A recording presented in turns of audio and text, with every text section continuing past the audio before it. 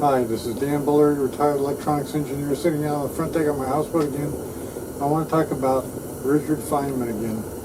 I got some heat in the form of a comment on one of my videos about Richard Feynman. Don't get me wrong, I think Richard Feynman was a pretty amazing guy. He's a guy who coined a term, tickling the tail of the sleeping dragon. And when they were experimenting with plutonium and going with supercritical experiments and killed 2 people at Los Alamos. Really stupid. But Richard Feynman knew what the danger was. But Richard Feynman was not perfect. Now, he's not an idiot.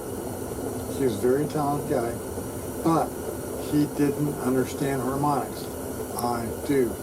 Now, here's an example. I can't quote the article that he wrote. It's out there. It's still copyrighted. But his article talked about how the human ear cannot discern phase. Okay. That's wrong. The human ear absolutely can discern phase. And let's compare these 2 things. I've shown you this in a couple of different videos. A guy I worked with at Credence thought that you could test a filter with an impulse. So like a rifle shot or a clap of thunder or a sonic boom or something like that. That's the kind of thing that an impulse is. And you can make an impulse pretty easily in frequency domain. In time domain it's even easier, but do it in frequency domain if you want extra credit. But an impulse has a totally flat response. That's a really great thing. So this guy, Paul Botsford, who I worked with at Credence, he thought that you could test a filter with an impulse. Well, that's wrong. You can't test a filter with an impulse because it's very narrow. It has very terrible signal-to-noise ratios, but it has an absolutely flat response. The problem is that it's all harmonics with a phase offset of 0 degrees relative to cosine fundamental. So if the fundamental is a cosine wave, all the harmonics are 0 degrees relative to the fundamental. And that's a problem because they all pile up and they make a single spike in time domain.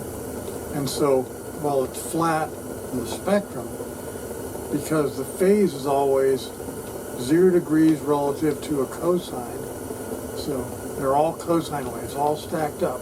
And I did a couple of videos on that. Pretty cool stuff. But my solution to that was to use a random number generator to generate a random phase for every frequency.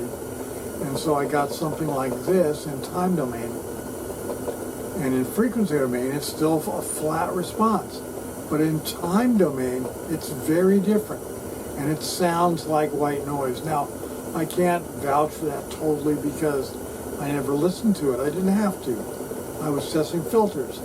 But the difference is that when you randomize the phases, you get a very good signal-to-noise ratio. So any noise that comes along isn't really going to impact it too much. Now, one way to do that, as I mentioned in another video, is to use something that my friend Daver came up with, periodic white noise. Periodic white noise is basically white noise with random phases. All the phases are randomized. But this thing that I did for TCF test, I wrote the code in Pascal, and I did it in frequency domain. So I generated the amplitude of all the harmonics with an amplitude of 1, and then randomized all the phases, and then did the inverse FFT and made the wave. And it's really cool.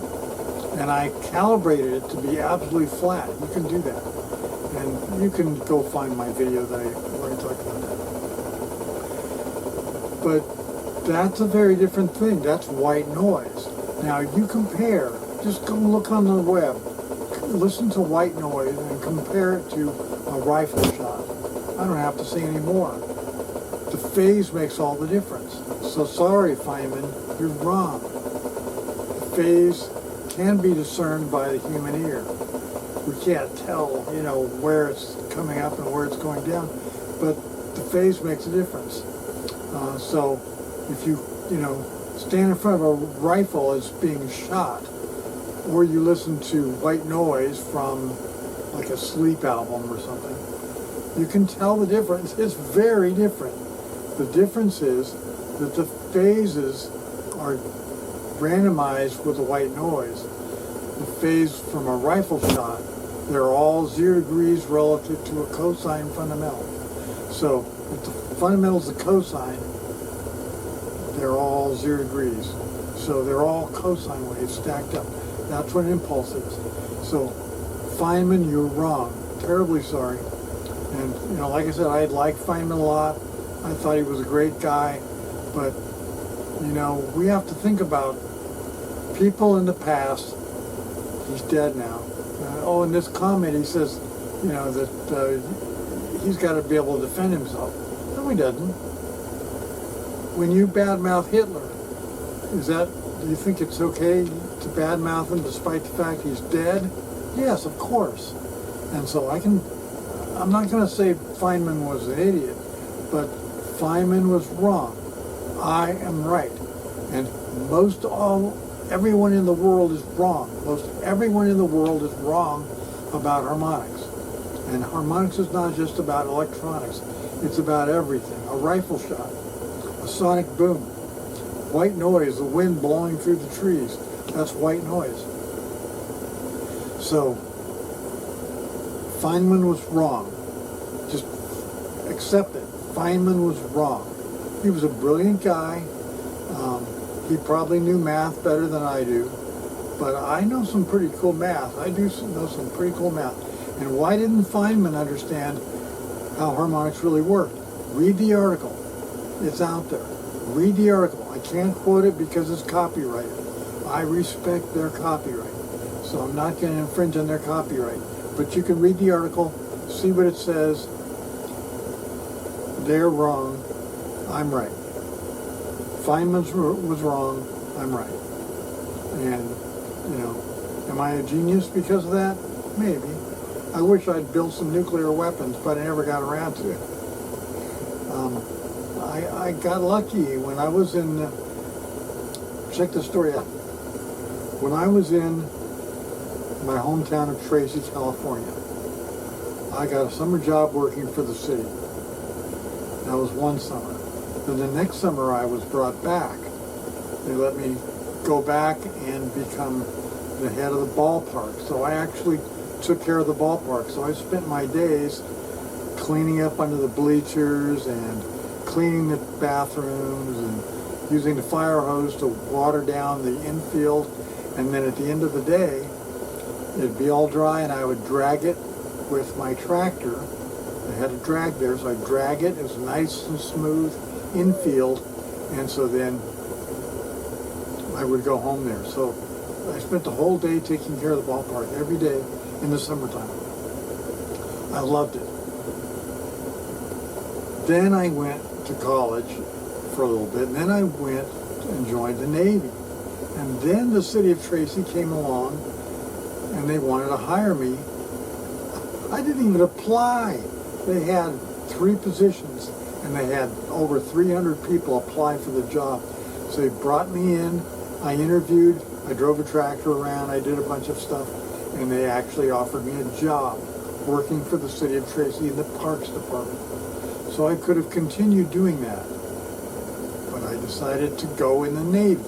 I'd already signed up, so I really didn't have a way out. But, I could have said, okay, I'm not going to go in the Navy.